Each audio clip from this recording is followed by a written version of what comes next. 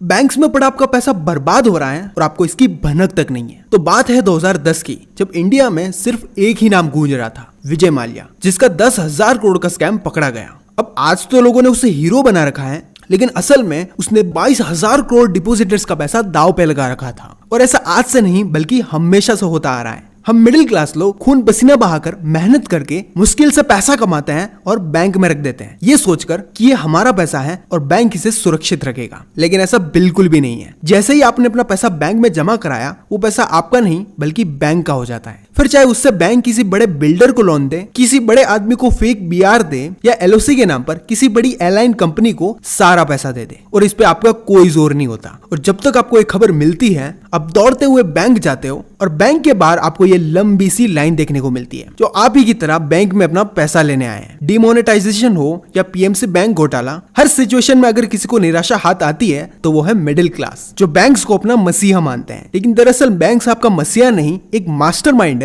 जो पैसों को इधर से उधर करके अपना प्रॉफिट निकालता है। और ये चीज आप खुद देख सकते हो कि जब भी आप बैंक जाते हो होम लोन या फिर एजुकेशन लोन लेने के लिए, तो बैंक आपको खुशी खुशी अंदर बुलाता है, आपसे प्यार से बात करता है, क्योंकि उनके पास सिक्योरिटी और 22 से 23% का इंटरेस्ट सामने से चल के आया है। इसीलिए वो कभी भी आपको ऐसे लोन्स के लिए मना नहीं करते। वहीं अगर पर्सनल लोन के लिए अप्लाई करते हो या फिर स्टार्टअप लोन के लिए अप्लाई करने जाते हो, तो आपको ऐसे ट्रीट किया जाता है जैसे कोई भीख मांगने आया हो, भले ही उस सेम बैंक में आपका पैसा भी क्यों ना हो और उसमें 5 से 6 लाख रुपए भी क्यों ना हो। तो अब भी अगर आप ये सोच रहे हो कि बैंक में पड़ा पैसा आपका सेफ है, तो मैं आपको बता दूं कि DICGC के अकॉर्डिंग अगर कोई बैंक दिवालिया होता है तो वो सिर्फ 5 लाख रुपए देने के लिए लायबल होता है। यानी सिक्योरिटी की गारंटी तो यहाँ भी नहीं है। और रिच यार 2-3% के इंटरेस्ट में कौन रिच बन पाया है, जरा मुझे बता दो। लेकिन अमीर लोग इस बात को भली भांति समझते हैं, इसलिए वो बैंक्स में लिमिटेड पैसा रखकर अपना सारा पैसा इन्वेस्ट करते हैं एसेट्स में। तो आज मैं आपको 5 ऐसे एसेट्स बताने वाला हूं जो आपको अमीर बनने के रास्ते पर ले जाएंगे, जिसमें सबसे पहला आता है गोड्स मनी।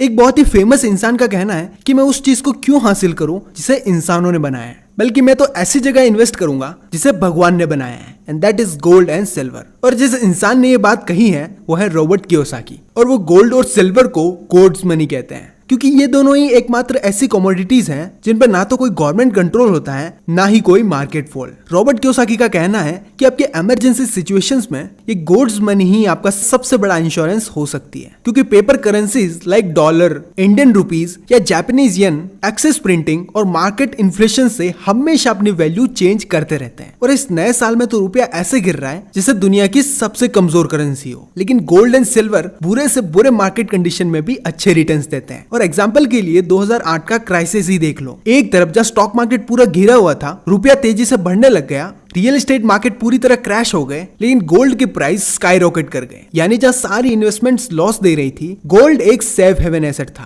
और इतना ही नहीं, जिस तरह बैंक में पड़ा पैसा आपका होते हुए भी आपका नहीं है और ना ही उस स्पीड से ग्रो हो पाता है जिस स्पीड से इन्फ्लेशन ग्रो हो रहा है, वहीं गोल्ड इकलौता एक ऐसा एसेट है जो अलमारी में पड़े पड़े भी इन्फ्लेशन को आराम से बीट कर देता है। इसीलिए शायद धनतेरस हो या फिर दिवाली, अक्षय तृतीया हो या फिर शादी, इंडिया में सबसे ज्यादा गोल्ड ही खरीदा जाता है। और इसीलिए अभी हाल ही में गए 2024 के वेडिंग सीजन के बारे में तो आपको पता ही होगा, जहां सिर्फ 2 महीने के अंदर 40 लाख से भी ज्यादा शादियां हुई पूरे इंडिया में, जिसमें टोटल 144 टन ऑफ सोना खरीदा गया। यानी अगर नंबर में देखा जाए तो कुल भारतवासियों ने 1.15 लाख करोड़ का सोना खरीदा। और इंडियंस के लिए गोल्ड सिर्फ एक फाइनेंशियल एसेट नहीं बल्कि एक फैमिली लेगेसी है जो generation to generation pass on होती रहती है। इसके बाद आता है asset number 2, small ventures for initial capital. ये एक ऐसा एसेट है जो आपके शॉर्ट टर्म गोल्स भी पूरे करता है और लॉन्ग टर्म के लिए भी आपको फाइनेंशियली फ्री बनाता है। और हर वो इंसान जिसे कुछ बड़ा करने के लिए कैपिटल चाहिए, उसके लिए स्मॉल वेंचर्स या फिर स्मॉल बिजनेस बेस्ट है। और दुनिया के सक्सेसफुल इन्वेस्टर वॉरेन बफेट ने भी अपनी जर्नी स्मॉल वेंचर से ही स्टार्ट की थी, क्योंकि उन्हें पता था कि अगर उन्हें इन्वेस्टमेंट जर्नी पे जाना है तो उसके लिए काफी पैसा लगेगा। इसलिए सिर्फ 6 साल की उम्र में वॉरेन बफेट ने अपना पहला वेंचर शुरू किया, जहां वो शॉप के बाहर खड़े होते और बोतल के कैप्स को इकट्ठा करते, ये जानने के लिए कि लोग सबसे ज्यादा क्या पीते हैं, जिससे उन्हें ये पता चला कि लोग कोका कोला सबसे ज्यादा पीते हैं। और इसी से उन्हें ये आइडिया आया कि वो 25 सेंट की 6 पैक कोका कोला खरीदेंगे और उसके साथ एक चिंगम ऐड करके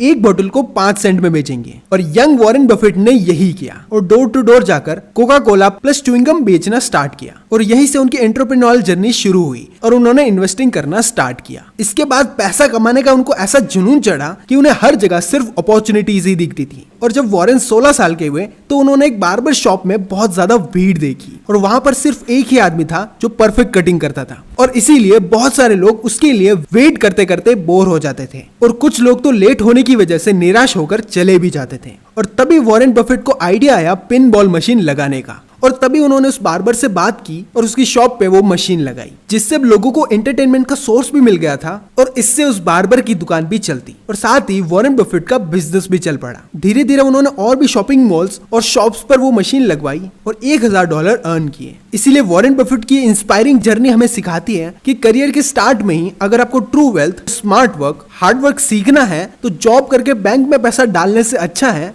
कि अपना छोटा सा वेंचर स्टार्ट करो। Asset number 3, the investment. Business venture से पैसा कमाने के बाद अब बात आती है उन पैसों को सही जगह पर इन्वेस्ट करके वहां से कंपाउंडेड रिटर्न्स लाने की, जो दिलाता है इन्वेस्टमेंट। आज की डेट में इंडिया में कई सारे तरीके हैं इन्वेस्टमेंट्स के, जैसे stock, ETFs, mutual funds, index funds, money markets, gold bonds etcetera. पर एक आम मिडिल क्लास इंसान के लिए इन सारी चीजों में इन्वेस्ट करना बिल्कुल भी पॉसिबल नहीं है। इसीलिए जरूरत है एक ऐसी चीज चुनने की जो आपको कंपाउंडेड एनुअल रिटर्न्स दे सके। और 11 साल के वॉरेन बफेट ने इस चीज को फिगर आउट करने के लिए सिटी सर्विस नाम की कंपनी में इन्वेस्ट करना स्टार्ट किया। शुरुआत में तो उनको कुछ भी नहीं दिखा, लेकिन धीरे धीरे उनके स्टॉक्स के प्राइस बढ़ने लगे और तभी उनको समझ में आई द पावर ऑफ कंपाउंडिंग। इसीलिए वॉरेन आज भी कहते हैं कि my wealth has come from combination of living in America, some lucky genes and compound interest. अब इंडिया में इतने सारे तरीके हैं इन्वेस्ट करने के, फिर भी लोग अपना पैसा बैंक्स में रखना ही क्यों पसंद करते हैं। और कुछ ऐसा ही किया जॉन ने भी।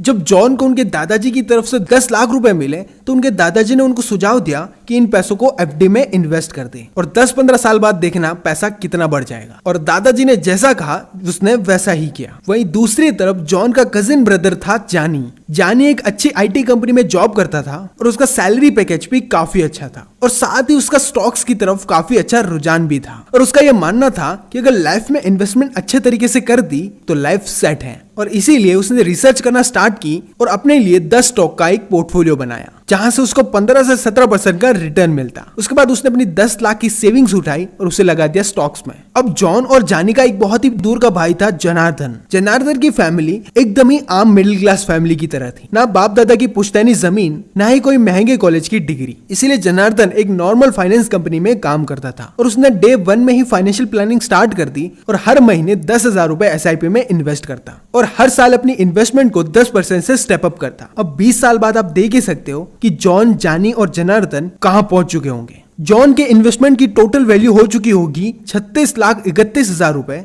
जानी का इन्वेस्टमेंट पहुंच चुका होगा 2,31,00,000 रुपए तक और जनार्दन का इन्वेस्टमेंट पहुंच चुका है 1,98,00,000 रुपए। अब यहाँ पर जानी और जनार्दन तो चलो 2 करोड़ और 2.5 करोड़ बना चुके, वहीं जॉन जिसने FD में इन्वेस्ट किया वो 20 साल बाद भी 36 लाख रुपए ही बना पाया। और अब अगर इस पे 6% का इन्फ्लेशन ऐड किया जाए तो ये 36 लाख मात्र 11 से 12 लाख ही रह जाते हैं। यानी घूम फिर कर पैसा वहीं का वहीं रहा। इसीलिए यही सबसे बड़ा डिफरेंस है इंटरेस्ट और कंपाउंड इंटरेस्ट में। Asset number 4, intellectual property. इसके बाद आता है आपका अपना एसेट जिसे आप खुद बनाते हो, इंटेलेक्चुअल प्रॉपर्टी। ये एकमात्र ऐसा एसेट है जो बनने के बाद आपको और आपकी आने वाली जनरेशन्स को बैठे बिठाए पैसा देते रहता है। बस इसके लिए जरूरत है तो एक इनोवेटिव आइडिया की। और कुछ ऐसा ही किया ग्रेटर जॉर्ज लुकस ने। उन्होंने एक ऐसी मूवी बनाई जो टाइम से 100 साल से आगे की कॉन्सेप्ट पर बेस्ड थी और लोगों को मूवी काफी पसंद आई और इसके बाद 11 मूवीज की एक सीरीज भी बनी। और इतना ही नहीं, इसके बाद इसकी मर्चेंडाइज बनी, गेम्स बनी और टॉयज बने। यानी सिर्फ एक मूवी आइडिया से इतनी सारी चीजें बन गई। और उस फ्रेंचाइजी का नाम है स्टार वॉर्स फ्रेंचाइजीज, जिसने जॉर्ज को $8 बिलियन से भी ज्यादा कमा के दी है। ये दिखाता है कि अगर आप IP के थ्रू एक पावरफुल आइडिया को प्रोटेक्ट और मोनेटाइज करते हो तो लाइफ टाइम वेल्थ क्रिएट हो सकती है। IP के अंदर अलग अलग तरह के राइट्स होते हैं। जैसे अगर आपने कोई प्रोडक्ट क्रिएट किया तो उसका पेटेंट करवा सकते हो, आपने कोई फेमस ब्रांड बनाया या टैगलाइन शुरू की तो उसको ट्रेडमार्क कर सकते हो, कोई बुक, वीडियो, मूवी, सॉन्ग या फिर कोई डिजिटल आर्ट बनाया तो आप उसका कॉपीराइट ले सकते हो। और बदलते भारत के अंदर IP का स्कोप काफी तेजी से बढ़ रहा है।